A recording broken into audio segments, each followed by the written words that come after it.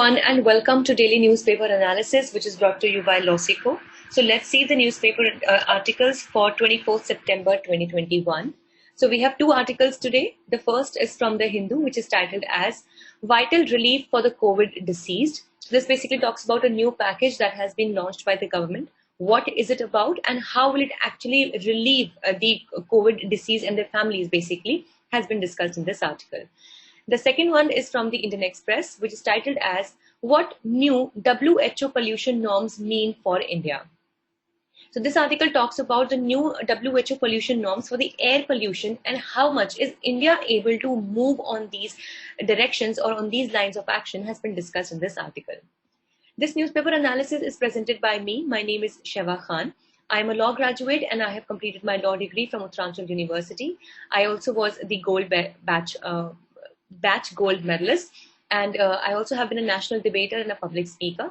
Here at Losico, I'm working as the manager for current affairs vertical and also as the current affairs expert. If you wish to connect with me, you can find me on my Twitter and LinkedIn handles. Both are in the description box below. Let's see what is the multiple choice question from previous discussions. Prakash Singh versus Union of India case deals with. Your options are prison reforms, police reforms, both A and B, or none of the above. This is the descriptive question from the previous discussion itself. Critically analyze the process of selection of the Supreme Court and High Court judges in India. So let's start our discussion for the first article of today, which talks about the vital relief for the COVID deceased. So the Supreme Court recently ruled that the center will pay 50,000 rupees per deceased individual who would have died due to COVID within 30 days of submitting all the relevant documents. Also, no other disease in recent times has taken away the lives of tens of thousands in 18 months. So that is why, keeping the gravity in mind and as to how many people have actually died because of the COVID-19, the central government, now please remember, it will be the central government that would pay an amount of 50,000 rupees to the individual as the family of the deceased individual.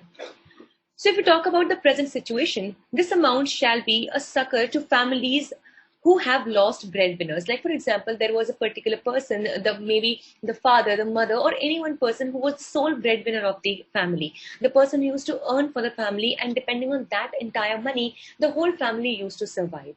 Now, if in this case, they lose their lives, so definitely it will become very difficult for the families to sustain themselves in the coming times. And that is why this will work as a great support, specifically a great financial support to these families. Approximately 4,45,768 deaths have been recorded in India by WHO as of 13th September due to COVID-19. And this will require the center to create a fund of rupees 2,300 crores. So for that, if at all, we have to compensate the families of all these people, all these deceased. So we have to have a fund in hand of 2,300 crores. The relief amount is to be paid to the State Disaster Response Fund by the National Disaster Management Authority. Then the state authorities will create a people-friendly mechanism for the claims so that they can actually claim for this money, with fresh audits being compulsory due to indisputable undercounting in the two phases. Now let's understand that what would be the after effect or the aftermath once this decision has been taken. Firstly, it puts the issue of compensation at ease. So obviously, because when we have the compensation, the victim composition that we have, so here the compensation or the compensating the families of these deceased people will definitely become easier. Secondly, the challenging part will be where the death certificates have not been divulged, death due to COVID-19 for undercounting purposes. Now, many a times what has happened is that due to similarity of the symptoms, some people who might have died of COVID-19, but in their death certificates, some other cause of death might have been mentioned due to the undercounting of the purposes, like basically due to no proper diagnosis or stuff like that. Now, in these situations, it would become very difficult for the families to claim this particular amount as a compensation. Let's say, for example, if a person died simply at home, so definitely it will not be easy for the hospitals to ascertain while issuing his death certificate that he actually in reality died of COVID-19, even though he might have really died of it. So in such situations, claims would become rather very difficult. Thirdly, the center must also consider providing additional compensation. So definitely it might, in the situations where, maybe more people of a single family might have died, or, a family might be more subject to such survival issues. So maybe it must also consider providing additional compensation other than just 50,000 rupees. Fourthly, the people who took their own life due to the agony of the pandemic have also been included. Now, here, this one thing is very, very, debatable over here, that people who committed suicide. There was, if you remember, there was a very famous case of an IFS or IPS officer who actually committed suicide in his own car because he thought that he might be COVID positive.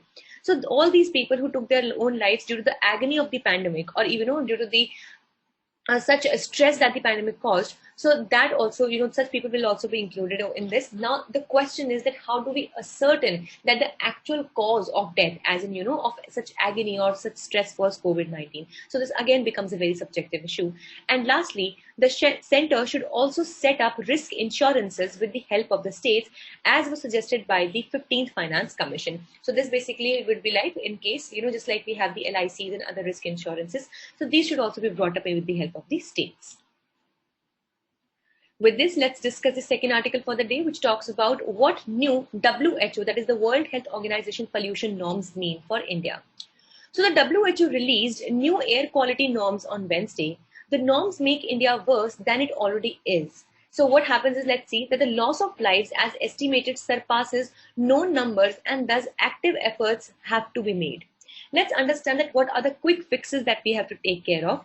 India shows no signs of drastic improvement in quality of air, and thousands of people die annually, on an yearly basis, just because of the poor quality of air. So even though we have concerned efforts in this direction, but no significant growth or no significant betterment can be seen in this direction.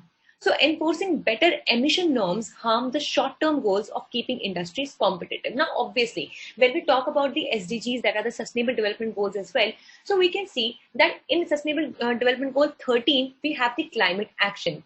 But under 9, we also have industry, innovation, and infrastructure. Now, in this situation, there comes a problem of balance. That if at one place we want the industries to grow, then definitely more pollution would be caused. But this would again hamper the covering up of the SDG number 13, which was for climate action. So this actually, now these are the problems which come every now and then, that if at all we want to become better in the emission norms, then it becomes difficult to keep our industries very competitive. And that is why it is necessary that we strike the right balance. We make use of the right fuels. We make use of the renewable sources of energy, so that none of these goals have to be hampered at the cost of the other one. So basically the question here is that what India can capitalize on, actually what can we earn from, what can be our good source of economy and income. So the projects launched by the government like Smart City Mission, Namami Gange, Swachh Bharat, Ujjwala scheme, which actually we know that it provides LPG to every household, needs to be superheaded and implemented, because all of these talk about implementation and betterment of the environment. Now, like Namami Gange, it aims at clean water in the Ganga. Then we have Swachh Bharat is overall sanitation. Ujjwala is for cleaner air as well. And smart city is about making use of more renewable sources of energy, like we have the solar energy, the wind energy, etc., for maybe like lighting the cities, for lighting the roads, etc. So all of these things need to be implemented with more rigor in hand. So let's understand that what are the low-hanging fruits, basically, or what are the things that we can pick at the at the earliest, or with the ease. So India's National Clean Air Program acknowledges that all of this is a time-consuming process, and it will actually take years. However, there are some immediate benefits, definitely, which we're talking about as the low-hanging fruits, like just like when there is a tree that is all bearing fruits, so the fruits that are low-hanging, that are at the downward side of the tree, they're easier to be picked. So similarly, there are some immediate benefits that can definitely be reaped from the following. Firstly, properly covering and segregating the construction sites, so that the ashes, the cement, and everything, they do not just run out here and there, and they add up to the environment, and specifically to the air, to cause pollution.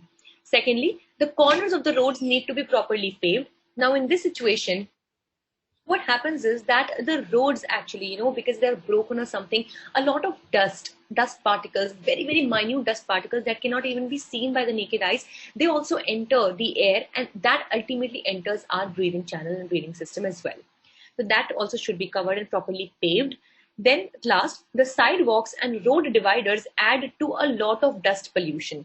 Now, this actually again is almost a similar thing, but the dividers, the sidewalks, so they should be made greener. The the soil or the kind of content that is there, it should be held in with more intactness. So the local authorities also need to step up and achieve this target for significant improvement within a short span of time. And definitely, if we all also, as responsible individuals and citizens, come forward, then definitely we can do our bit and invest into a better and cleaner environment in the coming times. So this was all for the day. We hope you liked this session. Thank you so much for joining in, and do not miss to check out the podcast for this analysis on Spotify, Google, Anchor, as well as Apple Podcast. Also, if you wish to download the PDF of today's slides, you can join our Telegram channel. The link is in the description box below, or you can scan the QR code that you can see over here. Also, for other crisp and exam-oriented content, do not forget to follow us on our Instagram channels for LawSikho Judiciary, CLAT Prep, UGC Net, and also to our latest edition, that is LawSikho Law Finance Exams. So definitely do follow these channels. Thank you so much.